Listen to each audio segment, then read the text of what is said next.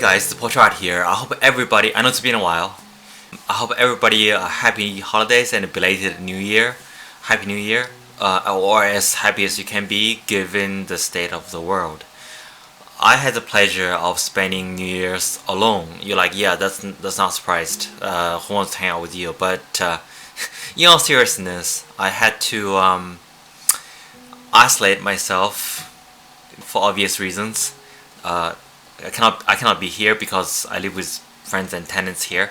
So I was basically by myself in the house, and with 103-degree fever. And for a while there, I was dumber and dorkier than I already am.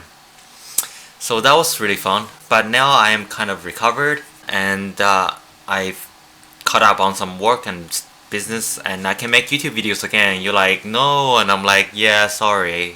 So today I want to do something, maybe something that's gonna help you. And this is something that people have been requesting for a while, which is what is my thought process regarding, looking at a seemingly complex reference image and be able to produce a charcoal portrait out of it in a fairly quick manner. And I'm here to tell you that this video is for everyone. If you're just curious, it's going to be pretty fast and to the point.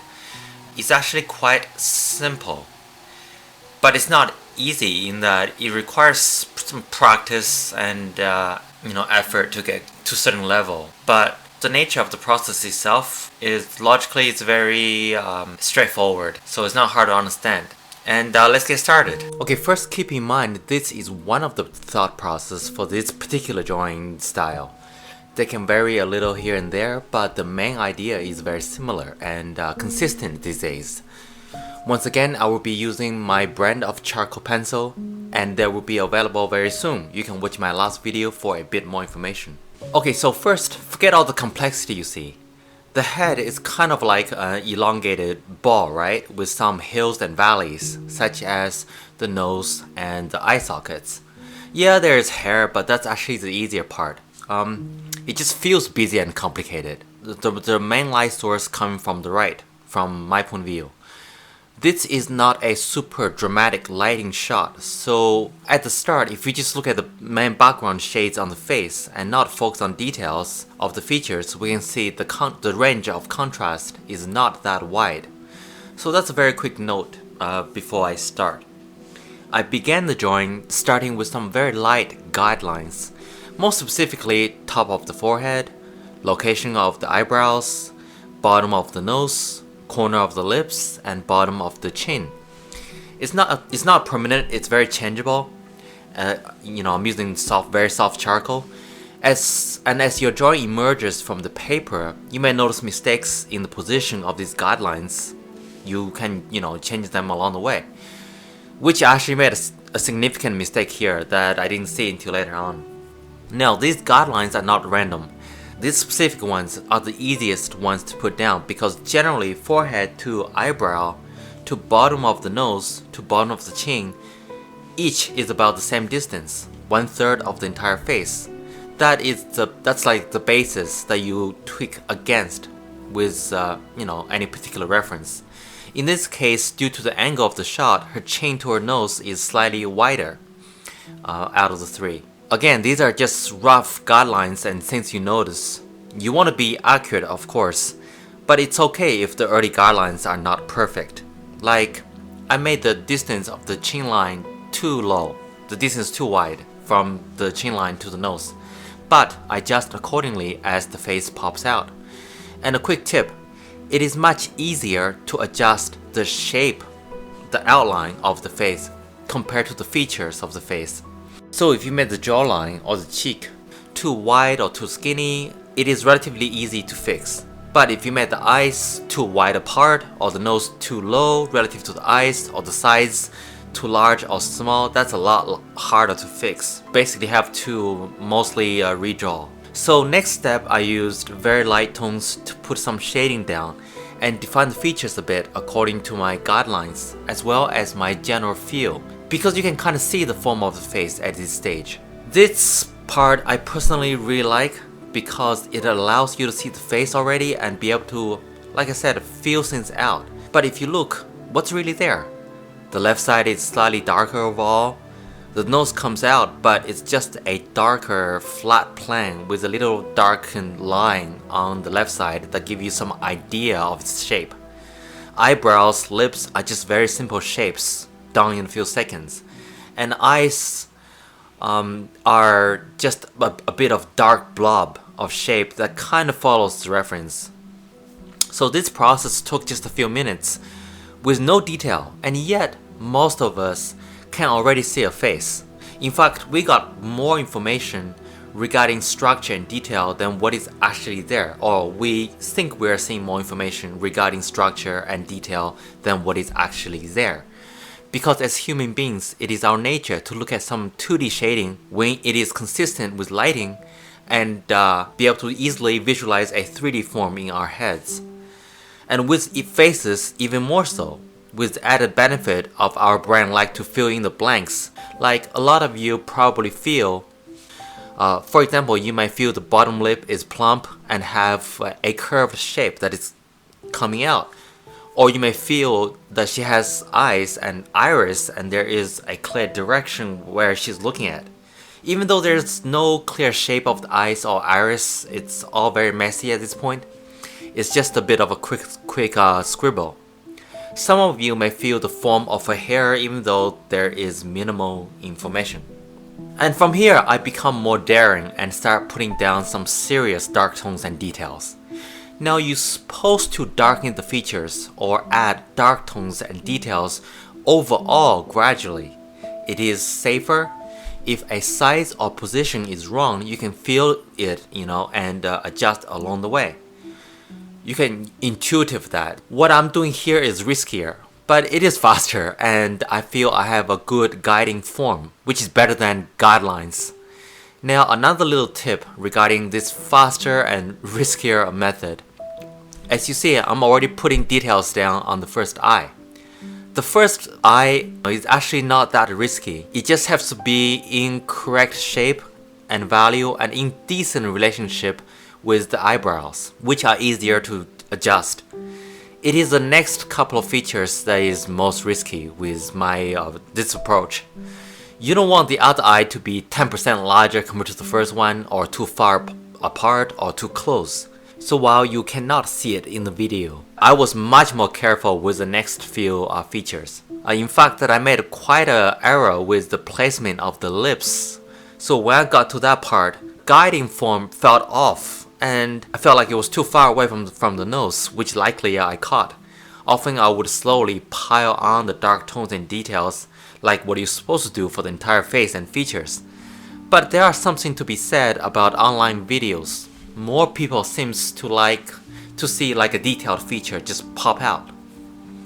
Now let's talk about shading. Seems very daunting, a lot of subtleties, but if you only focus on one area at a time, it becomes a lot more manageable, like just her forehead, or the area between her first eye and the eyebrow.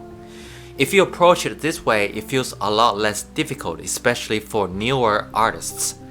Now you're supposed to shade the entire face and with each iteration, gradually improve the precision of the tone value and details, kinda like the features. Because here is an extremely important part and a very common mistake about shading if you are going for realism.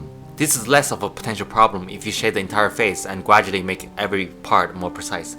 Okay, so as you work on individual areas, you should never lose perspective of the whole, or its value compared to the whole face. Otherwise, you can easily get tunnel visioned as you focus on particular areas.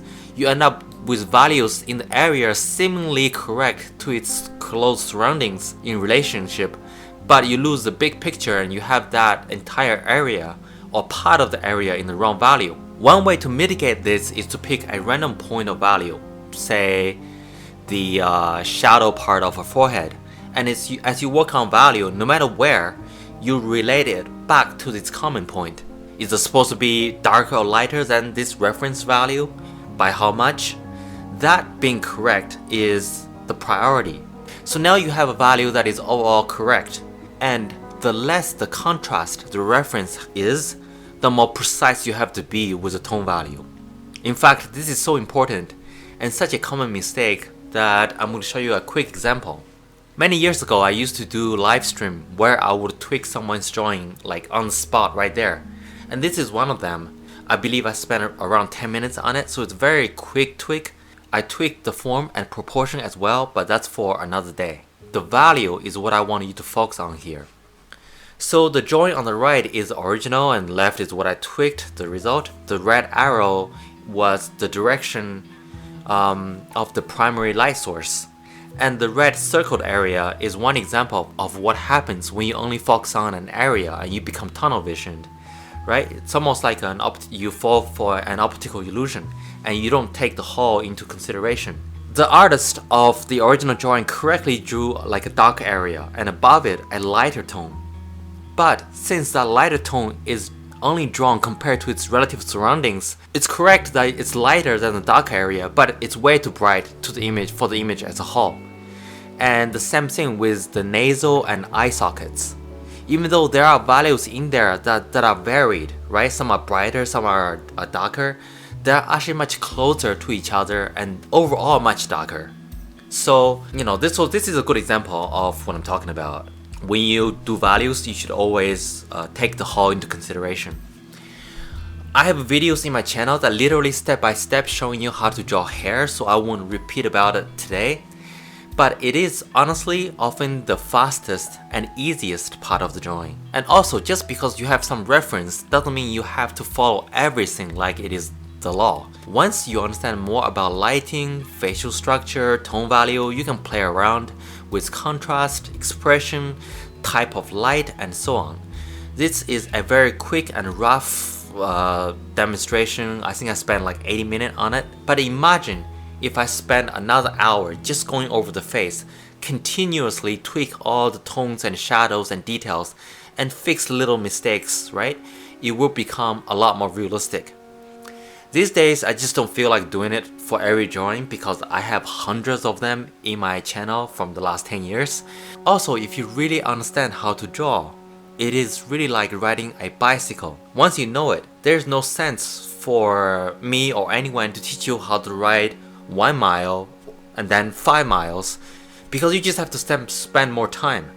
In this case, you just need to spend more time. That would make details and values ever more precise to make the drawing ever more realistic, if that's the style you want to go for.